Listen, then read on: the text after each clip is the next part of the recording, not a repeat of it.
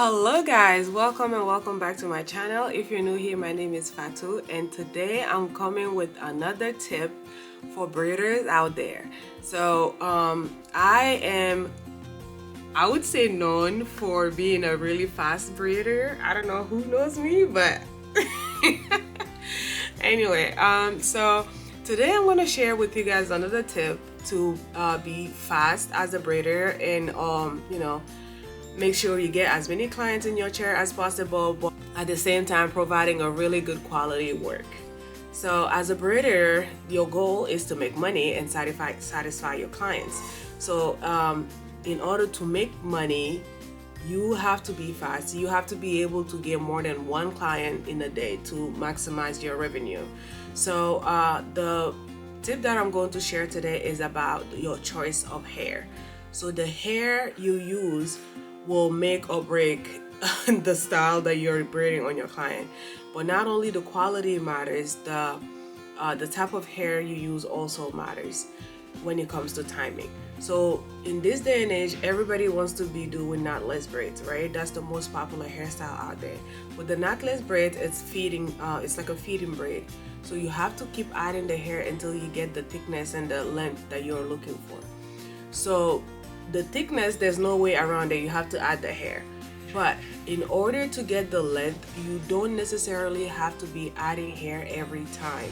So I'm going to show you how I make sure I am fast and efficient when I'm braiding hair. If you're braiding full-time, and even if you're not full-time, if you're braiding, even if it's part-time, but you're consistently you have a nice client base, I would say look for a vendor, right, that would ship you the hair. And as you're doing it, you will know what hair works, what colors people are looking for the most, what length people are looking for the most. You'll see the pattern and you'll be able to order your hair accordingly. So my vendor, I live in Delaware, and my vendor is in Atlanta. So they ship the hair to me every time I order it. And I order different lengths. So I'm going to show you the lengths that I use. The hair is called Amazing Hair and it's really good quality hair, and I get it in all the colors possible because I braid full-time. This is my job, so I'm able to stock as many hair as possible. But if you're just getting started or you don't have as many clients, you can just get the generic colors like 1B, 1, 2 and things like that, and then you add to your inventory as you go. So the shortest length they have is 28 inches. So I would use the 28 inches when I'm doing a bob look. So this way I don't have a lot of hair wasted, because the bob look you have to cut it anyway. So I would use the 28 inches in the back of the bob look, and then I will use the 38 inches in the front of it. So that way it's layered, right? It's like you have the 28 inches in the back, and then the 38 inches is falling right on it. So this way I don't have to keep adding small pieces of the 28 inches to make sure it's at the length desired. This will save you a lot of time, believe it or not. Not only will save you time when you're braiding the hair, it will also save you time when you're prepping the hair. Because if I'm prepping 28 inches for the whole head, I'll probably have to prep more hair in smaller pieces, because I would have to add smaller pieces on the braid to make sure I'm attaining the length that I want.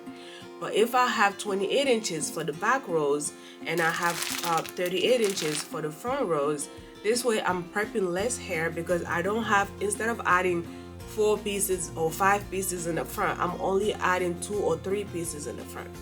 I hope that makes sense. Anyway, so for the medium mid-back braids, I will use the 38 inches in the back of the hair, and I will use the 48 inches in the front, right? So this way as well, because the back row is usually you need shorter hair there. So when after braiding the 38 inches, that will stop where the mid-back length is. If I was to use the same length to braid the top of the hair, it will fall short. So I would be needing to add more hair to attain the desired length. So instead of doing that, I will use the 48 inches in the front of the client's head to braid it. And this way I'm only adding 2 to 3 pieces of hair when I'm braiding the hair. So that's for the mid-back length, right? So for anything that is past mid-back, waist length and butt length, I only go up to butt length. Knee length, that is just ridiculous. I don't got time for that. But for waist length and butt length, I will use the 56 inches. So 56 inches is usually long enough for the waist length. And then when I get to the top of the head, I will slightly slant it to make sure you know, the front and the back are the same length. And that's when I will probably add one more piece of hair to make sure the top part of the head is also I will make sure like the bottom of the top layers are also, you know, nice and thick and it's not thinning out. But 56 inch is really long. It's enough to do that.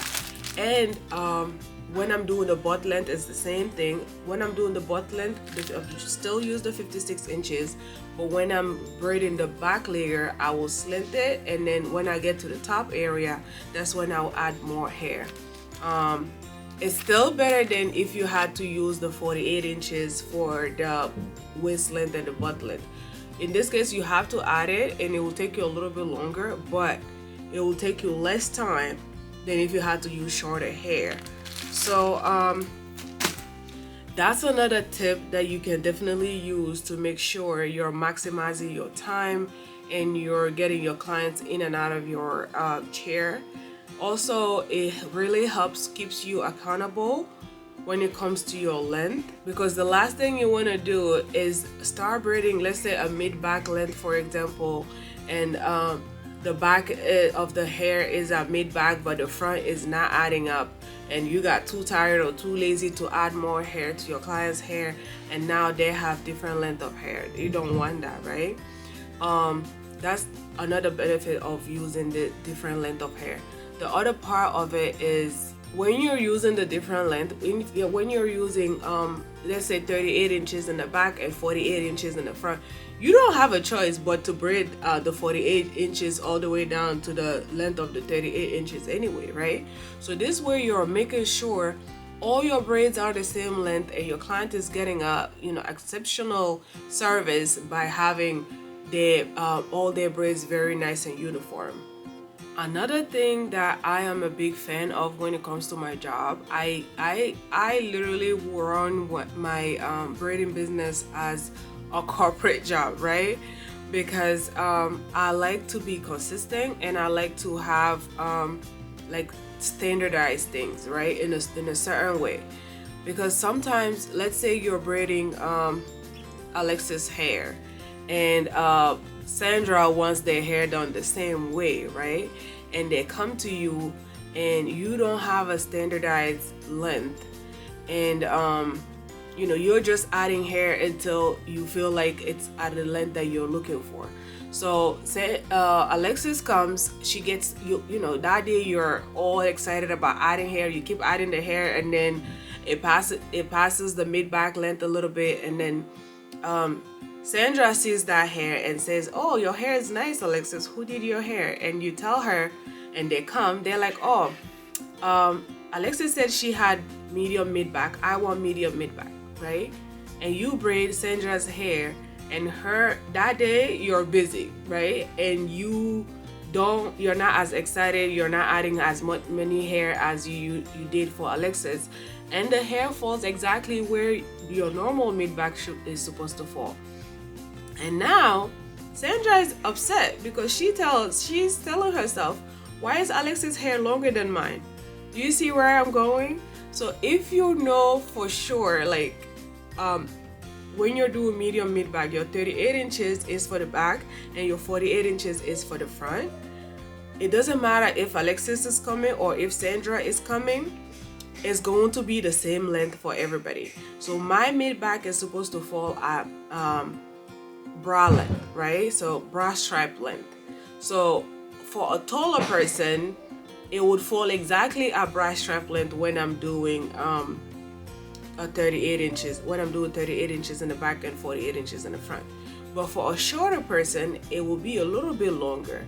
But when my clients come, I can easily explain to them, these are the hair length that I use to braid for my mid-back length, right? But if you're a shorter person, it would just happen to fall a little bit longer than if you were a tall person, right?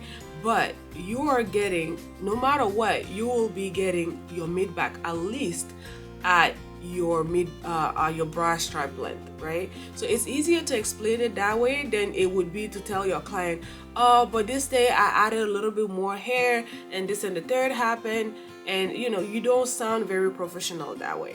But when you have a standard size and length for your braids, you're easily able to defend yourself when a client is accusing you of you know, not being honest or not doing the job as well on their hair than you did on a previous person. So I've been in this business for over 13 years. I have seen it all, I have heard it all, and I studied those patterns, and I run my business in a way that I can address those concerns when they come by. Alright guys, that's my tip for the day. If you enjoyed this video, please give it a like and share it, and subscribe to my channel if you haven't done so yet. Also, if you have any comments or suggestions, or you know, anything you would like to add to what I just said, please leave it in a comment and let's have a conversation. Thank you so much for watching, and I'll see you in my next video. Bye, love you.